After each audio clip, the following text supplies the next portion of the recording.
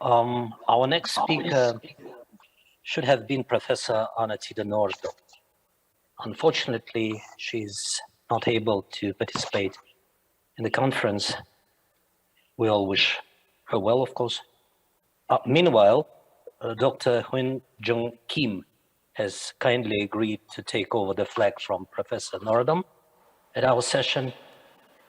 Dr. Hyun Jung Kim is an associate professor at the Department of Political Science and International Studies at Yonsei University. The law of the sea is one of her main research fields. In 2018, she was a lecturer on the law of the sea at the United Nations Regional Course in International Law for Asia and Pacific.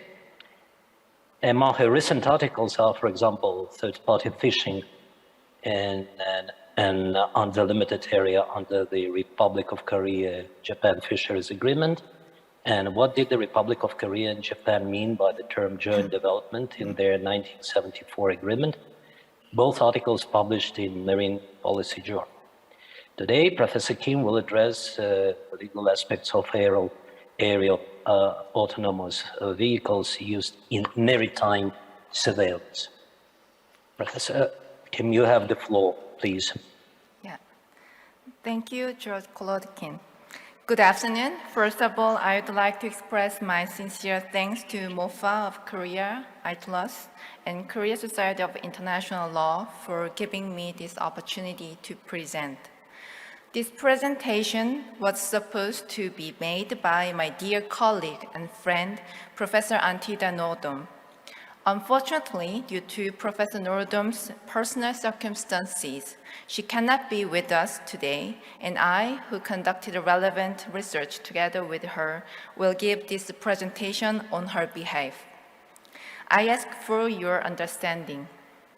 Personally, I'm very pleased to take this opportunity to meet George Kolodkin because I read with great interest the George's ILC reports on the immunity of state officials from foreign criminal jurisdiction, which he wrote as the first special rapporteur of this topic several years ago. The UN Convention on the Law of the Sea, UNCLOS, has faced many challenges since its adoption of 1982. Use of aerial autonomous vehicles, namely aerial drones in this presentation, is a clear example. Drones make it possible to collect data, monitor the area concerned, and even carry out police action at a distance, as Professor Natalie Klein explained.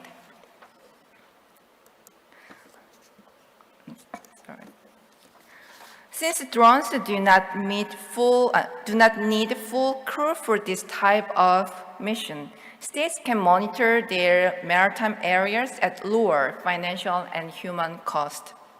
However, these techniques can be misused by some states to spy on other states or to disrupt the status quo in a disputed area without any risk of loss of life.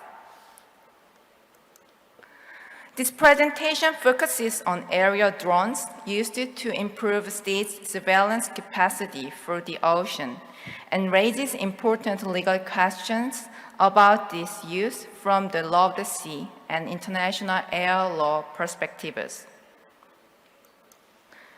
For this purpose, I would like first to define relevant terms. Then I will identify law applicable to use of aerial drones in the context of maritime surveillance. Through this identification, I will determine the legal status of aerial drones and the rights and obligations of the states that use them and those of targeted states. Moving on to the definition of the terms. As you see on the slide, surveillance can be defined as follows. For example, the systemic observation of airspace, cyberspace, surface, or subsurface areas, places, persons, or things by visual or electronic, photographic, or other means. This definition shows the general and inclusive character of surveillance activities, including gathering information on the targeted state, its ships, and its coastal activities. Considering the character of surveillance activities, maritime surveillance tends to be carried out by states rather than private actors. Usually, coastal states engage in surveillance for their maritime zones, while other states may be interested in surveillance of foreign maritime zones as well.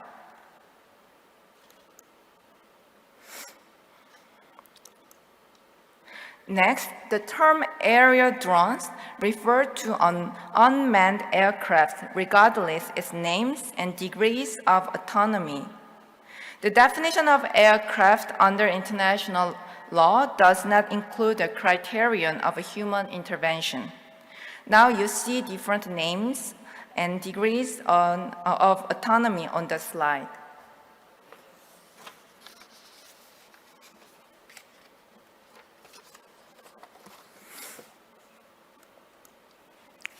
So we can use various types of aerial drones for different maritime surveillance activities, such as protecting borders, supporting search and rescue operations, detecting ships, gathering information, and monitoring maritime environments.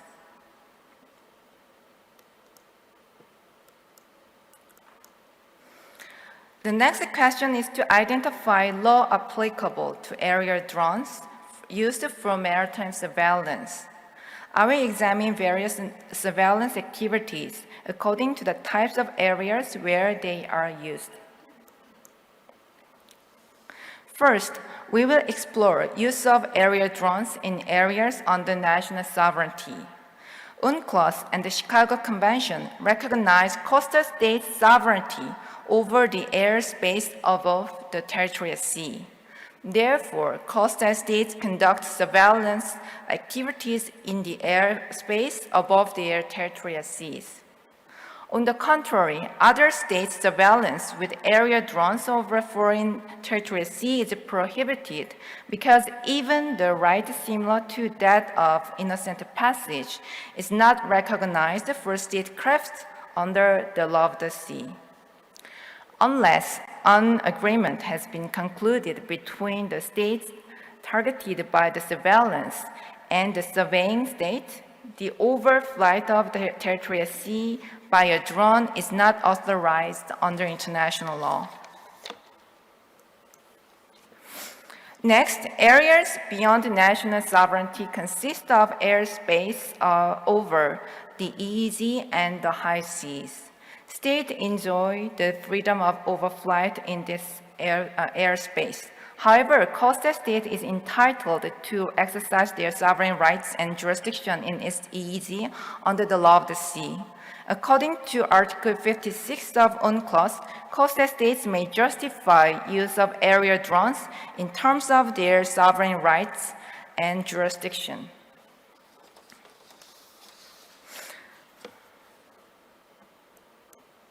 However, the issue is more complex with regard to surveillance activities that do not fall within the scope of activities mentioned in this provision.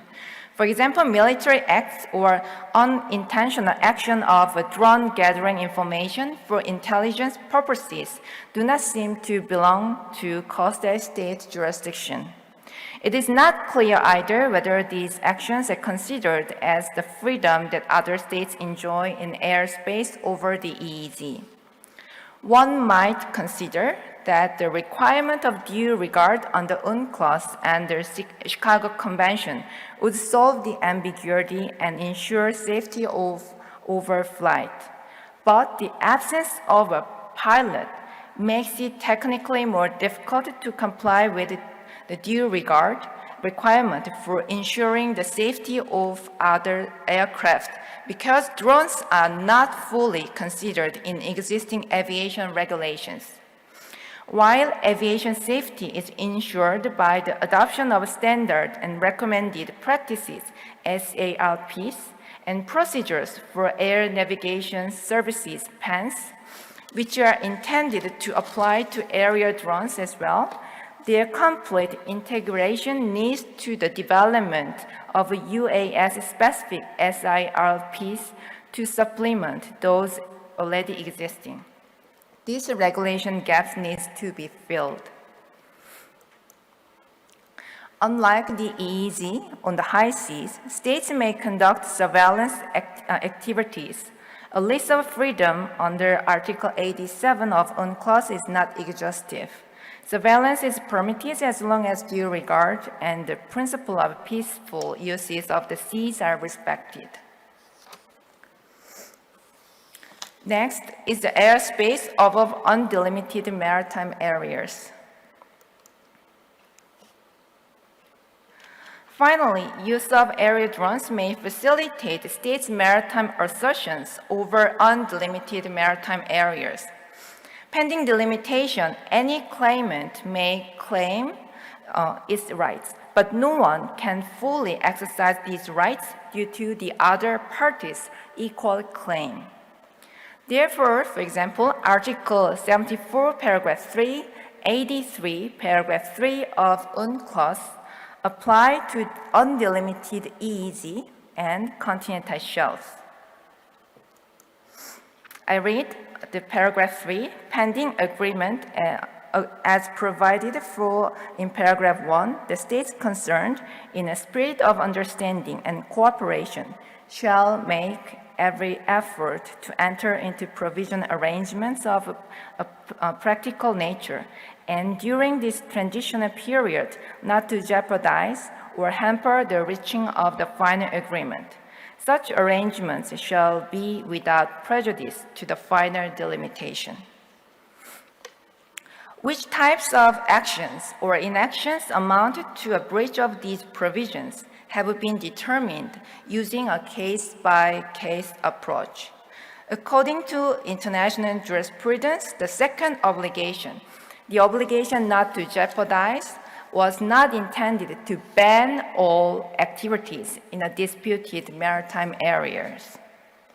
There are two approaches to interpretation of these provisions. In a narrow interpretation, a permanent physical impact on the marine environment was used as a criterion of compliance with obligation. On the contrary, if we take a broad interpretation, such as represented by Judge Beck in Ghana Cote d'Ivoire case, I quote, less invasive activities carried out unilaterally could also be source of serious tensions between states, thus jeopardizing the prospects of agreement, the end of quotation.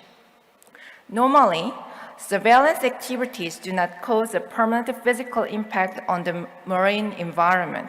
However, if we take a broad interpretation, some surveillance activities may not comply with the obligation not to jeopardize. Articles 74, paragraph 3, and 83, paragraph 3 of UNCLOS apply to claimant states in undelimited areas. However, non-claimant states still enjoy the freedom of flight over these undelimited areas. This means that they may engage in some surveillance activities while respecting both claimants' entitlement. However, they should not contribute to the aggravation of the dispute. My final points concern legal issues of maritime surveillance in foreign waters. Since maritime surveillance by drones may consist in gathering information on the targeted state, surveillance in foreign waters may be qualified as espionage. However, as attorney at U.S. Navy, Jay Conthwaite explains, I quote, state surveillance is not inherently aggressive. In many cases, surveillance is self-defense oriented, the end of quotation. Although we consider maritime surveillance with drones as espionage, strictly speaking, international law does not directly prohibit espionage, and even states engage in this type of activity. Nevertheless, Espionage should be conducted in respect of a principle of territorial inviolability. The prohibition of territorial inviolability applies even to acts of authority that do not involve the use of coercion, such as intelligence activities. In this regard, I consider that maritime surveillance activities carried out in another state territorial sea constitute an internationally lawful act. Finally, it is highly unlikely that maritime surveillance by drone will reach a threshold of use of force under UN Charter. I'd like to conclude my presentation. Observation of recent state practice shows that, on the one hand, drones offer financial and human advantages for ensuring maritime surveillance. On the other hand, the use of drones can contribute to a rapid escalation of tensions between the states concerned, particularly when these drones are used in disputed areas. I pointed out regulation gaps, such as maritime surveillance by drones in the EEZ. While clarification of UNCLOS are needed, the Convention was never intended to be applied in isolation. Thus, we needed to look at other branches of international law together, such as international airspace, air law, in order to improve regulation. Thank you for your attention.